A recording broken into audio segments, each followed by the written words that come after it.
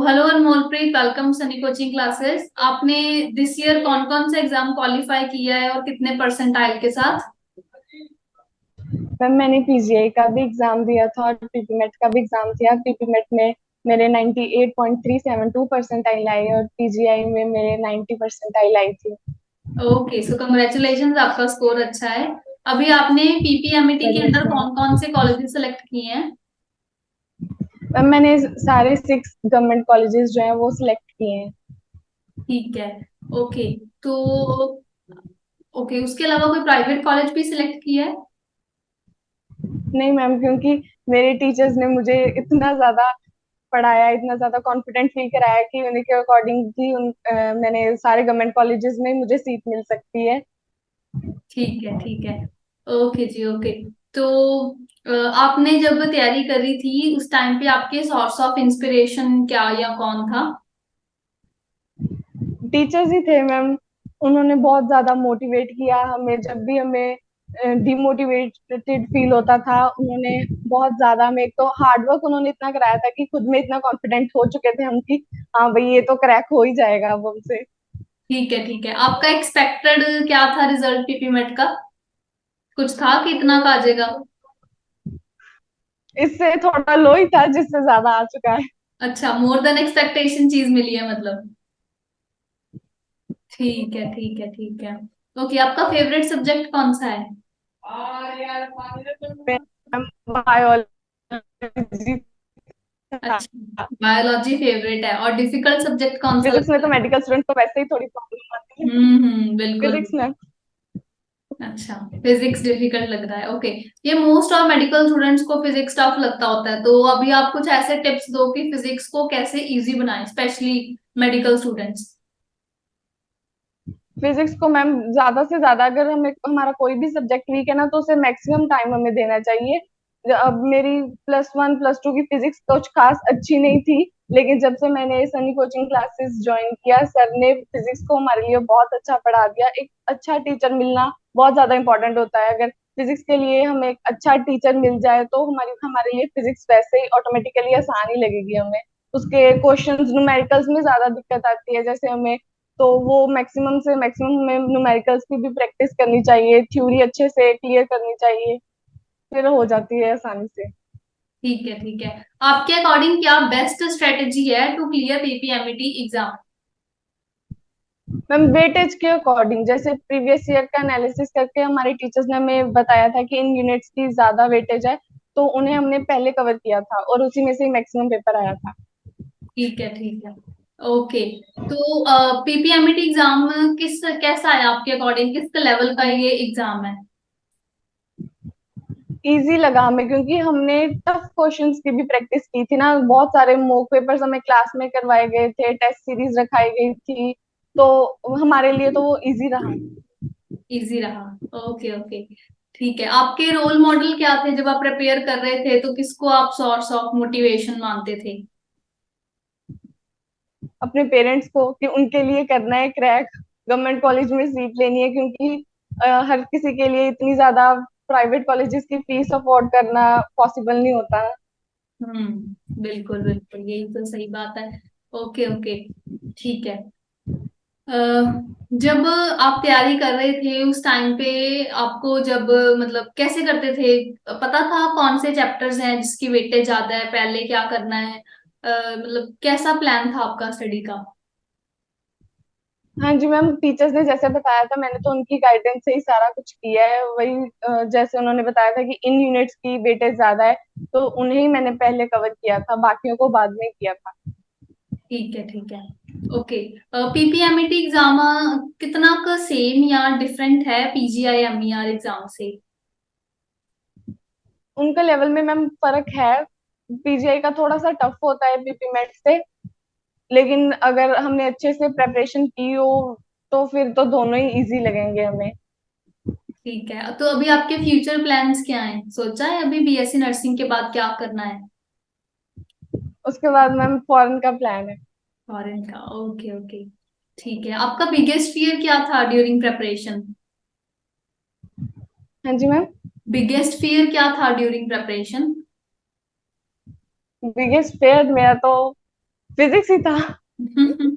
अच्छा, डर लगता था फिजिक्स से, पर फिर वो इजी भी लगने लग गई है। हाँ जी।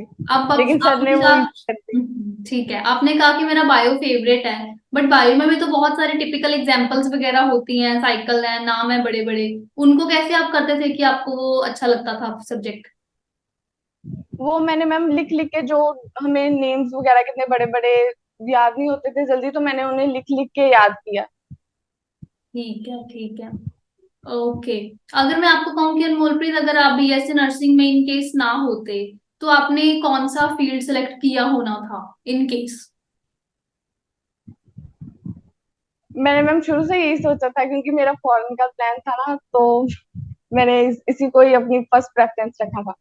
ठीक है, कोई ऐसे टिप्स बताओ जो किसी स्टूडेंट को फॉलो करने चाहिए ताकि वो भी आपकी तरह अच्छा स्कोर कर सके पीपीएमईटी एग्जाम में। सबसे पहले तो मैम थ्योरी पे ज्यादा फोकस्ड रहे, अपने कंसेप्ट जो है वो उन्हें क्लियर कर ले, उसके बाद ही जिन सब्जेक्ट्स के न्यूमेरिकल होते हैं उसके बाद न्यूमेरिकल्स के तरफ जाए। तो बस इतना ही कि इनके ऊपर फोकस्ड रहे। ठीक है, और अगर मैं कहूँ कोई ऐसे टिप्स बताओ जो अवॉइड करने चाहिए स्टूडेंट्स को, मतलब ऐसी मिस्टेक्स जो स्टूडेंट अवॉइड करे ड्यूरिंग प्रेपरेशन पीपीएमईटी के लिए।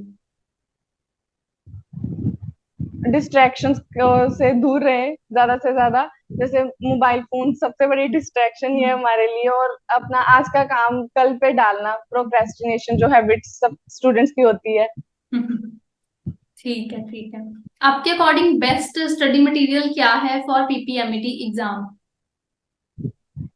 जो मुझे सनी कोचिंग क्लासेस से नोट्स मिले, पोर्टल मिले, वो मेरे लिए बेस्ट थे। ठीक है, और जो मॉक टेस्ट पेपर्स होते हैं फुल सिलेबस के क्वेश्चंस, वो कितने हेल्पफुल प्रूव होते हैं एग्जाम के लिए? बहुत ज्यादा, क्योंकि मैम हमें क्वेश्चन से ना आइडिया लग जाता है कि इस टाइप के क्वेश्चंस हमें देखने को मिल सकते हैं इस टॉपिक से, और जिस टॉपिक से ज्यादा क्वेश्चंस रिपीट हो रहे हैं वो हम उसे इम्पोर्टेंट मार्क कर लेते हैं और उसके ऊपर ज्यादा फोकस देते हैं। ठीक है, ड्यूरिंग जर्नी क्या रोल रहा आपके पेरेंट्स, फैमिली, फ्रेंड्स या रिलेटिव्स का? पेरेंट्स का बहुत ज्यादा रोल रहा, उन्होंने मुझे हमेशा मोटिवेट किया कि हाँ, मुझे कभी कभी लगता था कि नहीं यार नहीं होगा, टफ है, क्योंकि मेरी +1 वीक रही थी ना, तो उस वजह से मुझे प्रॉब्लम आ रही थी, लेकिन टीचर्स के सपोर्ट से और फैमिली के सपोर्ट से ये सब पॉसिबल हो पाया है। ठीक है, ठीक है, आपने ऑनलाइन ज्वाइन किया था या ऑफलाइन? ऑनलाइन में। ठीक है, तो ऑनलाइन क्लासेस का एक्सपीरियंस कैसा रहा? कोई रिग्रेट तो नहीं ऑनलाइन बहुत ज्वाइन अच्छा था। करके? नहीं नहीं मैम, मेरा तो मुझे लगता है कि मेरा ये बेस्ट डिसीजन था, इन्हें सनी कोचिंग क्लासेस को चूज करने का। बहुत अच्छा एक्सपीरियंस रहा मेरा। ठीक है, ऑनलाइन में कुछ बच्चे कहते हैं कि ऑनलाइन में कैसे पढ़ाई हो सकते हैं, कुछ पेरेंट्स भी इवन ये सोचते हैं कि जब तक बच्चा टीचर के पास नहीं है वो कैसे पढ़ेगा, या डिस्ट्रैक्शंस है, या कोई आ गया घर में तो बच्चा पढ़ नहीं सकता ऑनलाइन में। तो आप क्या कहना चाहोगे? ऐसा तो मैम मेरे साथ कुछ नहीं हुआ, मैंने पूरा अच्छे से क्लासेस ज्वाइन की, मैंने सारी क्लासेस अटेंड की थी, और मेरे पेरेंट्स को भी नहीं था ऐसा कुछ, क्योंकि उन्होंने पता था, साथ में कॉपी पेन लेकर बैठते थे, पूरा प्रॉपर बैठकर क्लासेस लगाते थे, तो ऑनलाइन में भी एक्सपीरियंस अच्छा रहता है। ठीक है, ठीक है, आपने क्या स्ट्रेटेजी यूज करी थी? अब अपना सीक्रेट बताओ कि आपने इतना अच्छा स्कोर किया, क्या आपने ऐसा पढ़ा के कैसे कैसे किया सब? डेली पढ़ना, जितने घंटे हमारी क्लासेस रहती थी उतने ही घंटे सेल्फ स्टडी करना, क्योंकि सेल्फ स्टडी भी बहुत ज्यादा इंपॉर्टेंट है, सिर्फ क्लासेस से ही नहीं हो सकता ना, तो सेल्फ स्टडी जितना से ज्यादा हम कर सकते हैं करिए। मेरी तो सेल्फ स्टडी ही ज्यादा मेरे ठीक है, पावर रही है। ओके, ओके, यहाँ पे क्लासेस वैसे कितने कार्स की हो जाती थी डेली बेसिस पे? Course ma'am. कितने कार्स की यहाँ पे सनी कोचिंग क्लासेस में क्लासेस आपकी लगती थी डेली? मैक्सिमम अभी तक जो गई है वो तो 12 आवर्स तक की भी गई है हमारी ऑनलाइन क्लासेस। ठीक है, फिर इतनी लॉन्ग ड्यूरेशन, फिर ऊपर से सेल्फ स्टडी, कैसे मैनेज करते थे? टाइम मैनेजमेंट की कोई टिप? डिफिकल्ट तो था मैम, रात को सोने के घंटे हमने कम किए और उसे सेल्फ स्टडी में और क्लासेस में हमने लगाया। ठीक है, ठीक है, अगर अनमोलप्रीत मैं आपको बैकडेट में लेके जाऊं, थोड़ा मैं कहूँ कि मैं आपको थोड़ा पीछे टाइम में लेके जा रही हूँ, 2-3 महीने पीछे जैसे, तो किसी पॉइंट में आप अपने आप को चेंज करना चाहोगे, या जैसे चल रहा था बस सही था वैसे ही चलने दोगे?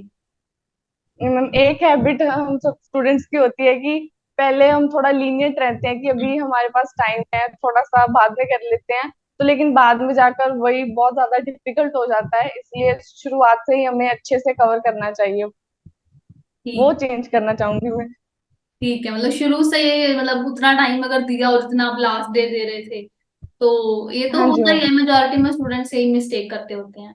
तो ठीक है, ठीक है। ओवरऑल आपका एक्सपीरियंस सनी कोचिंग क्लासेस के साथ कैसा रहा? बहुत अच्छा था मैम। टीचर्स बहुत ही ज्यादा हार्ड वर्किंग थे, मैंने इससे ज्यादा हार्ड वर्किंग टीचर्स अभी तक तो अपनी लाइफ में कोई भी नहीं देखा था। ठीक है, ठीक है। जैसे पीपीएमटी का एग्जाम पोस्टपोन भी हुआ था काफी लास्ट में, मिड अगस्त में कहीं जाके पेपर हुआ है, तो आपकी क्लासेस मिड अगस्त जी। तक चलती रही या पहले ही फ्री कर दिया था, जितना मतलब पहले शेड्यूल्ड डेट थी एग्जाम टिल की, एंड तक। एंड तक चलती टिल रही? एंड तक चलती रही, हाँ जी मैम।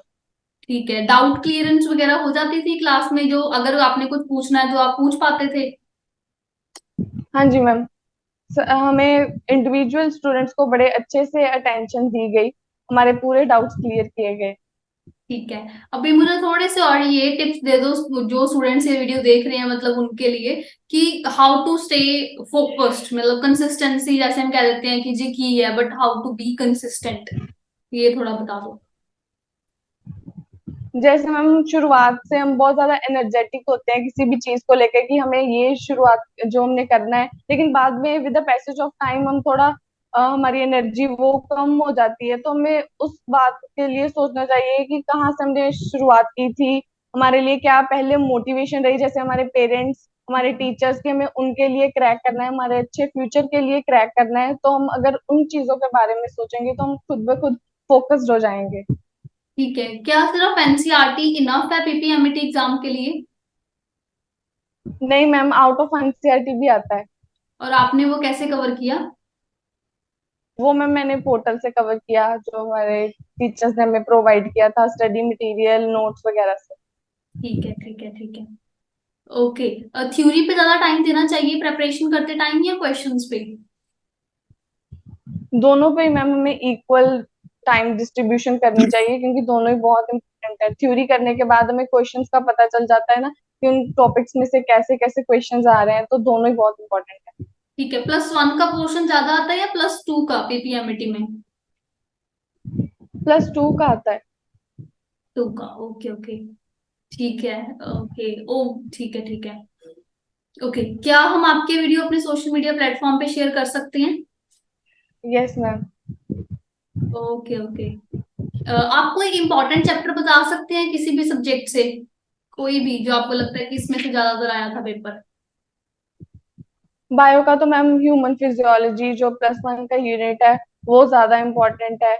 फिर रिप्रोडक्शन आ जाता है, ये इम्पोर्टेंट दोनों। ऐसा नहीं है कि ज्यादा +2 का भी नहीं है, दोनों का इक्वल फिर भी आता है। इन कुछ जो यूनिट्स हैं वो इम्पोर्टेंट होते हैं +1 के, जैसे ह्यूमन फिजियोलॉजी बहुत इम्पोर्टेंट था, ठीक है। उसमें से भी पेपर आया था। एग्जाम में क्या नर्सिंग एप्टीट्यूड इंग्लिश ये सब भी आए थे या सिर्फ केमिस्ट्री बायो ही आया था?